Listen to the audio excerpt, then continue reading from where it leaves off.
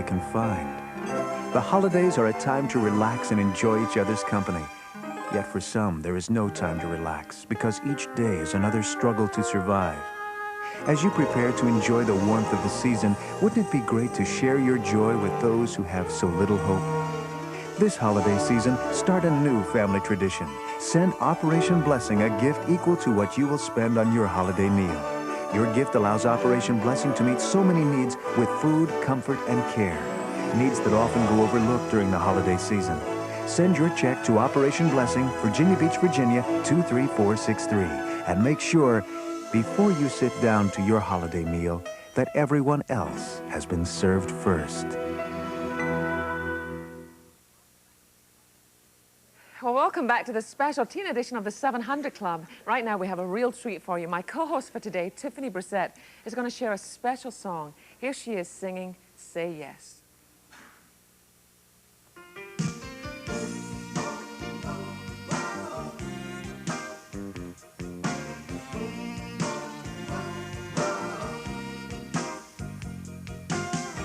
The question comes from far and near.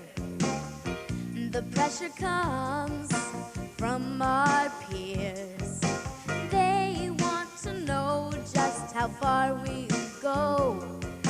The answer we've been told is to just say no. Oh no, not me. Forget it. Negative. Get out of here. No. Oh, when you say no, do you say yes? How can you do better? Do you trust the best? Jesus is the answer to life's test. How can you say no till you said yes, yes, yes, yes, yes, yes? I said say yeah, yeah, yeah, say yeah, yeah, yeah, yeah, yeah, yeah. Now the audience here has to join in and say yes with me, okay? Do we do? Wah. Now listen close to me, my friends. I've told you once, now I'll tell you again.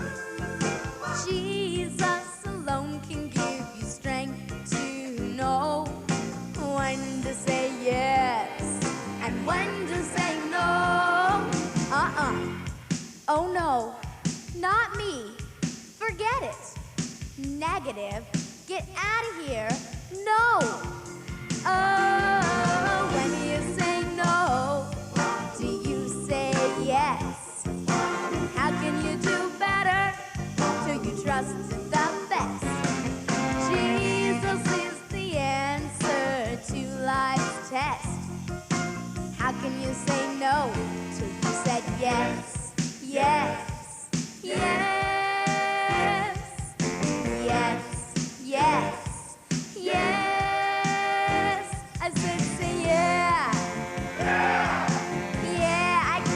yeah, say yeah, yeah, yeah, yeah, yeah. Now there's always going to be a point in our lives when we're faced with a difficult question. And we know the answer to that question. So what we have to do is hold firm on our beliefs and say yes to the good things and no to the bad things. How can you say no till you said yes? How can you do better till you trusted the best? Jesus is the answer to life's test. How can you say yeah, no? Oh, how can you say no? How can you say no till you said yes?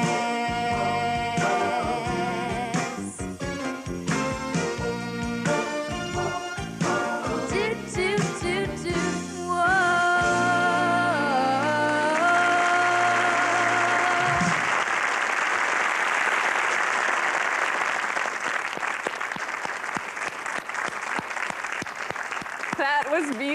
Would you welcome Tiffany back?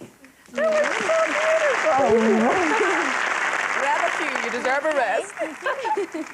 Tiffany, you were really young when you met Jesus. How old were you? I was 3. Do you remember? Do you have any memory of it? I do. I was sitting in my grandmother's rocking chair, and she asked me if I wanted to accept Jesus into my heart.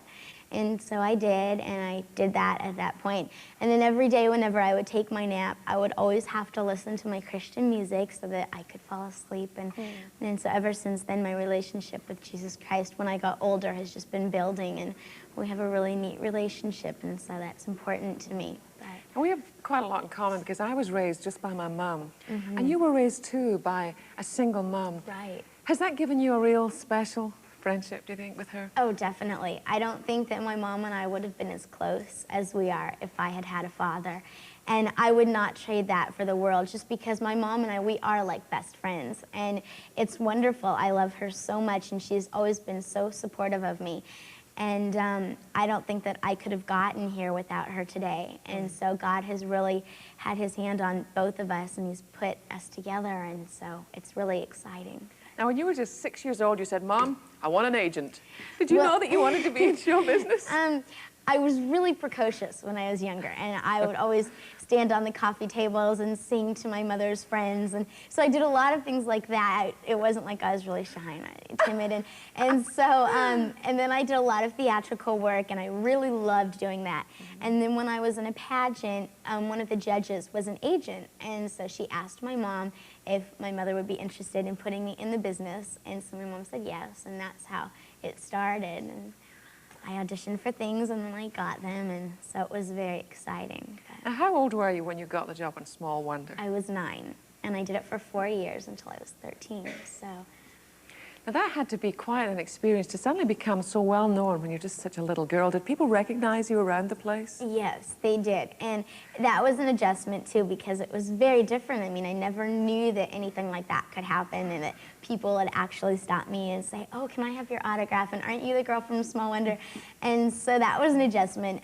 I took it in stride, though. God really helped me with that, because I was very humble, and I never once let it go to my head. And that was also with my mother. She said to me that if that would happen, that she would no longer put me into the business, and I would get out of it, just because I needed to stay humble. And I was like everyone else, except my talent was performing and doing a series. And so.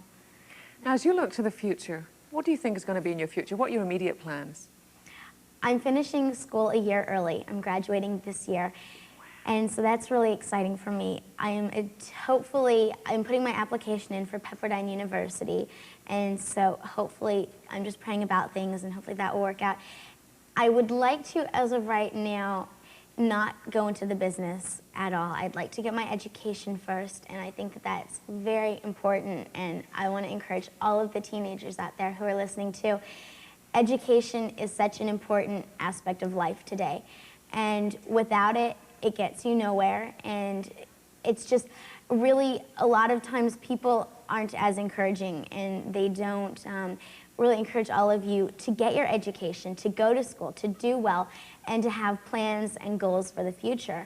And that's very important, though, because once we think about it, it's too late, and then we aren't able to go back and do that. And in today's society, it's very important to get your education so that you can get a job, and a good job. And so I'm going to go to college, definitely. I would like to major in pre-law, and I'm just praying about everything, because I'm not exactly sure if that's where God wants me. That's where I would like to be either a family attorney or be some kind of a judge. And wow, look out world, here comes Tiffany. So it's exciting. That's wonderful. Yes. You know, you have the common sense my mother always prayed I would have, but maybe her prayers came over the ocean and hit you. You're a real credit to your mom too. We thank God for you. And we can see too in this next story the importance of prayer, because prayer is commonplace on campus, and almost the entire football team is Christian. And I'm not talking about a private Christian school. This is a public high school in Chardon, Ohio. And team reporter Erin Reedy brings us the story. It's the end of another day at Chardon High School in Northeast Ohio.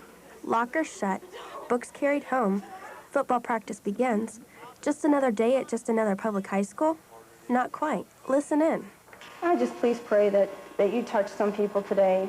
and that they would begin to change their lives too. And